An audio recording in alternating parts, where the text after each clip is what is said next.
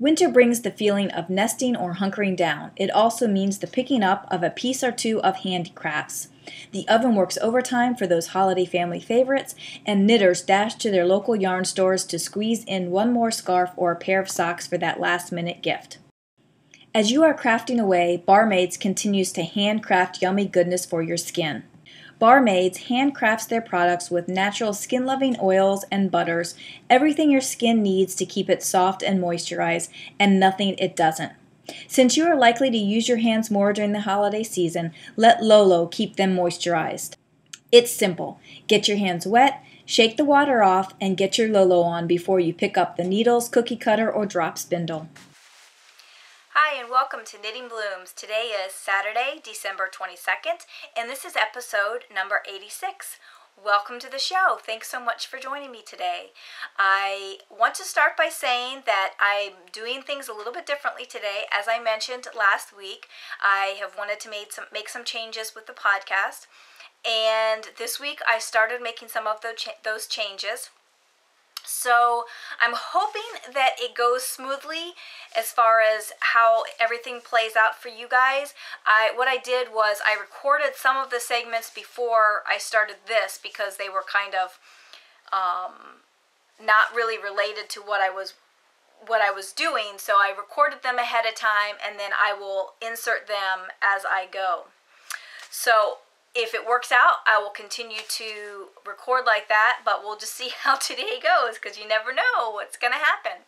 So let me go ahead and jump right in with our cows for this month. We are currently doing the mitten cow. You have one more week to enter your finished mittens.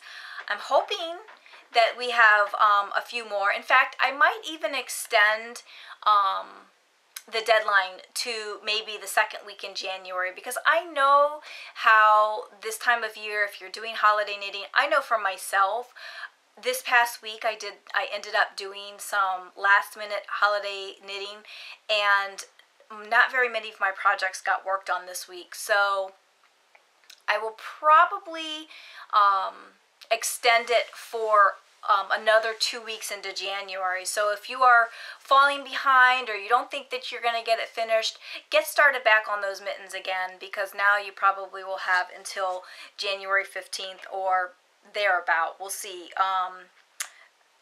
Whatever the podcast is after January 15th is when you will have to finish your mittens by. That way it gives more people opportunity to join in and get those mittens finished. Also, in January, we will be having a spin along, and you can spin any fiber that you like. You can pick up a fiber that has been on your wheel or on your drop spindle for quite some time, and then you want to get that finished up. So get those fibers ready so that we can get those fibers finished and made into yarn in January. Also, in February, coming up in February, we will be doing the Finish It or Frog It February. So if you had things on the needles since prior to September of 2012, then you can finish those things up in February or frog them, and you can enter them for a chance to win a prize. So speaking of holiday knitting, yes, I ended up doing one other project that I had not planned on this week. I was finishing up the one and only holiday knitting that I was working on this week as well. And that means that most of my projects did not get worked on. In fact, I'm not going to show you any whips today because only the projects that I worked on this week I finished, so I'm going to show you finished objects this week. But before we do finished objects, let me show you what I got this week. I received my Lorna's Laces, which is the Christmas at Downton, and it's going to be for the knit along that starts, I think it's January 6th. It's when the new season of Downton Abbey starts on, I think it's PBS. I've already downloaded all the episodes because they were shown, I think, in Europe, but I will cast this on when the clue comes out, when we're supposed to cast on January 6th or whatever day it is. So it's all ready, and I look forward to casting this on. And this is the Sport Mate, which is very similar to the Soulmate, but this is sport weight yarn. So I'll be interested to see how that turns out. One of my other finished objects that I have this week is my crosswords at the coffee shop, as you can see that I'm wearing. It turned out beautifully, and I love the color, and I love how it fits. It just fits over my shoulder, and I have a shawl pin on it here, and it works perfectly.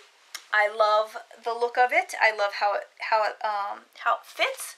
I love the shape of the shawl, and I have a feeling that I will be wearing it quite a bit. It's nice because it's a heavier shawl, but I can still wear like a t-shirt underneath it, and then it can keep me a little bit warmer. So I love how it turned out. I did do a garter edge to start, a garter, 2 garter rows at the beginning, and I also put a garter edge on the edge as well, which is not what was called for in the pattern, but I decided that I wanted to add that little extra feature to it. I also used the suspended bind off when I did this shawl. I bound it off with a suspended bind off at the top. I think the pattern just called for a loose bind off, but because I had learned the suspended bind off when I did the Henslow shawl, I decided to try that with this shawl as well, and it worked out quite well. In fact, I did a short tutorial, which is one of the segments that I recorded ahead of time. I did a short tutorial that I will put in here so that you can check out if you don't already know how to do the suspended bind off. And this suspended bind off is nice because it looks very similar to the regular bind off. However, it adds a little bit more stretch than a regular bind off. So let me go ahead and show you how it works. First, you are going to start by knitting 2 stitches as you normally would. A normal bind off would be just to take the stitch over and drop it off the needle. However, with the suspended bind off, you want to keep that stitch on the needle as you go to knit the next stitch. So you're going to knit the next stitch and then drop them both off the needle. Again, you would bind that stitch off, but you don't drop this other stitch off the needle. Go ahead and knit the next stitch as you normally would, and then drop them both off of the needle. What this does is it kind of elongates that stitch that you're pulling over the needle so that it keeps quite a bit of gap in that stitch so that it gives a little bit more elastic tendency. So you're going to pull it over, keep it on that left hand needle, and then knit the next stitch and then drop them both off. Again, pull it over but keep it on the needle. And then knit the next stitch. And that's all there is to it. I like this suspended bind off because it does look very similar to the regular bind off. And it is a little bit more stretchy. There are some other bind offs that are more stretchy than this, but sometimes too much stretch in a bind off is not always a good thing. So you need to find the bind off that works best for your particular project. But this one works quite well, and I am actually glad that I learned this bind off for a shawl that I was working on recently.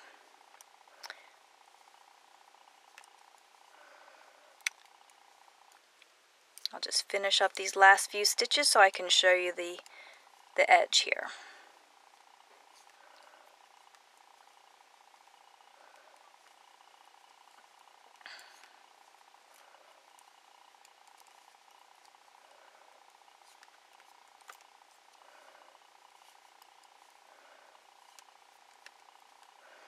And you see how it kind of elongates that stitch as I pull it out. And that's all there is to it. And that is the edge, oops. And that's the edge of the bind off, just like a regular bind off, except it's more stretchy. And there you have it, the suspended bind off. Thanks for watching. In addition, I will also be breaking that tutorial out and put it in a separate post, and so it's easier to link. So if you decide you want to keep that tutorial on file and you just want that segment of the podcast or that tutorial, then you can download that separately and save that if you so choose. The next finished object I have are some more pot holders. I did 3 more pot holders this week. I love the pot holders. I don't know how I can tell you how much I love them. One thing I don't like about the pot holders is the fact that they are made with cotton, and cotton will sometimes really irritate my hands when I'm knitting with it. And I try not to do too much work with cotton at one given time, because the longer I work with it, the harder on my hands it is and the more my hands hurt. So I've tried to spread out my dishcloth knitting a little bit, because it does hurt my hands. And again, that's another segment that I recorded ahead of time about the exercises that I do with when my hands start to hurt. So I will insert that video here so that you can check that out, and hopefully those exercises will help you as well. In regards to health for the body, I want to talk to you today about hand exercises when you knit a lot, or when you are working with a fiber or a yarn that causes your hands to ache. I know for myself, when I'm working with cotton or acrylic, my hands tend to hurt more, as well as when I'm under deadline knitting. And this week I have had quite a bit of deadline knitting, and also have been working with cotton and acrylic. So I like to take time out of my knitting at least once an hour to do some stretches. I don't always remember to do them, but I do remember when my hands start to hurt. So I just want to go over a couple of exercises that I do for my hands when they start to ache, because I've either knit too much or I'm working with a yarn that causes my hands to hurt a little bit more. So the first thing that I like to do is I just roll my wrist, and I try to bend my wrist down quite a bit so that I feel the stretch on the top part of my hand and down into my forearm there. And then I like to stretch my fingers back so I feel the stretch down the inside part of my arm. And I try and do that with both hands. And when I do this, I focus mostly on my little finger more so than my first finger, because that's where I get that pain, is right down that inside of my forearm. And when I pull my fingers back like this, I feel that nice stretch. Also, I do my thumb as well, pulling it back, because I can feel the stretch on my palm and then down into my forearm as well. And I do that again on both hands.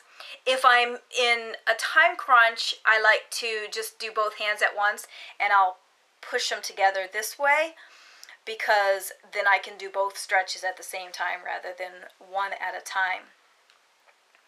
And I just try and do that on a regular enough basis so that my hands don't stiffen up. And sometimes also helps to get one of those rice packs that you can heat up in the microwave and just kind of put it on your hands to warm up the muscles a little bit, because sometimes the problem is that my hands have gotten cold while I'm knitting, and just to warm them up.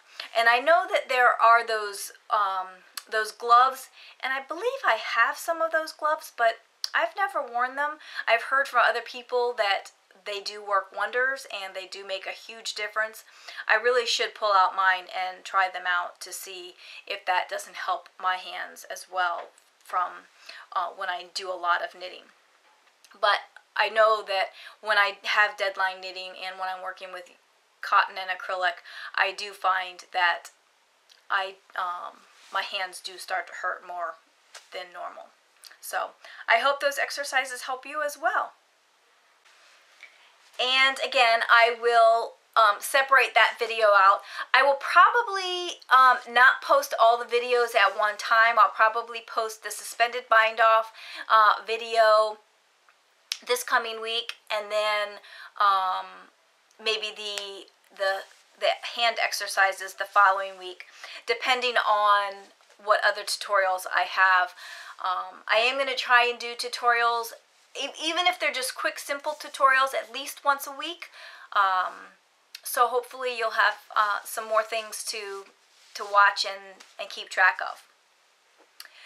The next thing that I finished this week, and actually I finished this first, and it is the Ladders to Paradise hat, which I was doing as a test knit for Mildred, and I forgot what her,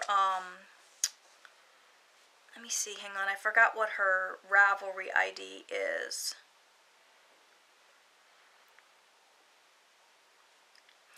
Nitty Knit Knits is her Ravelry ID. And she asked me to test knit this pattern for her, which I did, and I very much enjoyed it. And actually, she called for a DK weight yarn, but I used a worsted weight. I have DK weight yarn, and I actually started to knit the pattern with the DK weight yarn, but I didn't like how it was looking. I think it was because of the yarn that I was using, not because of her pattern. But then I just decided to go ahead and use a worsted weight because I did have some Karen Simply Soft. And I could make up the hat, and then I can donate it to charity at some point. But I did really like her pattern. It is a very nice stitch pattern. And this pattern will be coming out in January. I think she told me it was going to be around January 15th. She's coming out with an ebook that, now I can't remember how many patterns were going to be in the ebook, but there was a couple of patterns in the ebook, and I think she told me that it was going to be $4 for the ebook. And she is going to donate a copy of the ebook as a prize. So when that pattern or that ebook comes out in January, we'll do a drawing for her ebook. But go and check out her other patterns. She does have some other patterns that are already up on her Ravelry page. And like I said, she'll have some other ones coming out next month. So that was quite fun of a test knit. And it was quite quick. I think I did it in about 2 days. So, and again, I did worsted weight, but her pattern calls for DK. And it is quite nice. And that will be probably going to charity because I don't really wear hats. I don't really wear jackets. I don't like to feel constricted when I'm wearing a coat. Like if I'm going shopping or if I'm going to be in the car for a while or whatever. I don't like the constricted feeling of having a coat on, so I don't typically wear coats unless I know that it's, I'm just going to go jump in the car, jump out of the car, whatever. But if I'm going to be going shopping or anything like that, I just assume wear a heavy sweater because I don't like the feel of being constricted with a coat, and I don't really wear hats. I do wear gloves to keep my hands warm. And the last thing that I did this week, which was some of my holiday last minute knitting that I had not planned on doing, is I knit a hat for my husband. Just a very simple hat. In fact, I just made it up as I went. I actually knit the ribbing here, and then folded it over so that it was double lined at the ears. He likes his ears to be warm, so I did the ribbing and then folded it up, and then what I did, I don't know if you'll be able to see, but I knit it together with the next stitch when I got to that point. So that was my quick holiday knitting that I had to whip up quickly this week, just because I don't give him a hat every year, but it's been a couple years since I gave him a hat, so I thought I would whip one out for him really quick. And that's all my projects for this week. I did work a little bit on some of my other projects, but not enough to even show you. I did not work on my mittens at all, which I hope this week, now that all the holiday knitting is done, I can just feel free to knit what I want when I want to knit it. I don't have to worry about working with cotton and acrylic, and hopefully my hands won't get as tired. So I'm really looking forward to just being able to knit whatever I want. I did do some spinning this week. I didn't take it off the wheel to show you, but I did work on the alpaca. I have not started anything new on the sidekick yet. I am working with the alpaca on the ladybug, and I'm finding that I really like the ladybug so much better than the sidekick. I don't know if it's because I have to treadle so much faster with the sidekick than I do with the ladybug, but just the spinning that I've done this week on the ladybug just reminds me how much I love that wheel. And I did do a tiny bit of spinning on the e-spinner at work this week as well. In fact, I brought it home with me this weekend because I was thinking I was going to have time to work on it at home, but I haven't so far. Today I spent a good majority of the time just cleaning the house and getting things ready, because with the holiday I just want to be able to relax and not have to worry about anything, and just to get the chores out of the way, the weekend chores out of the way, so that I can just sit back and relax and knit and do whatever I so choose. I'm not sure that we're going to do any drywall this weekend, because it's just, you need a break, you know, so I think we're going to skip the drywall, I hope. This weekend. It's almost done. Last weekend we worked on the drywall and we ran out of drywall mud, so we had to get more mud. But we have one more small section that we have to do for the second coat of drywall. Then we have to sand again and then do a third coat of mud. And hopefully that will be enough and we can paint after that. But it's just taking forever. So I think that's all that I have. Oh, one thing I did want to mention.